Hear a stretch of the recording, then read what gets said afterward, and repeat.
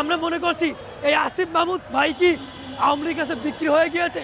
আমাদের রক্তের উপর দাঁড়িয়ে এই যে দুজন ছাত্র উপদেষ্টাকে আমরা বসিয়েছি, আসিফ মাহমুদ এবং নাহিদ পদত্যাগ করেছে, এখন রয়েছে ও নামটা তো কি আইসিটি মন্ত্রণালয়ের মাহফুজ, তাকে বসিয়েছি। আসিফ মাহমুদের কাছে কি, আসিফ মাহমুদ তো আমাদের সঙ্গে কাঁধে কাঁধ মিলিয়ে আন্দোলন করেছে, সংগ্রাম করেছে।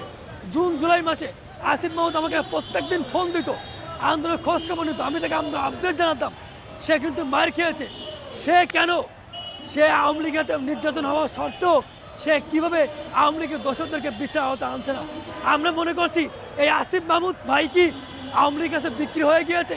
আমি আসিফ মাহমুদের কাছে প্রশ্ন রাখতে চাই, আমি দেশবাসীর কাছে প্রশ্ন রাখতে চাই, আপনার রক্ত দিয়ে যে দেশ থেকে আওয়ামী লীগের ফ্যাসিস্টকে তাড়িয়ে দিয়েছেন, আজকে আপনারা আবারও ঐক্যবদ্ধ হন।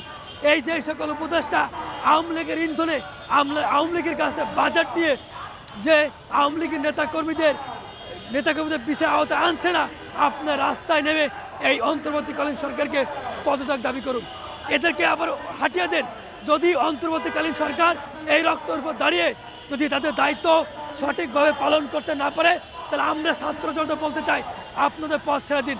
আমরা আপনাদের চেয়ে ভালোভাবে আওয়ামী লীগের দোষরদেরকে বিচার করব।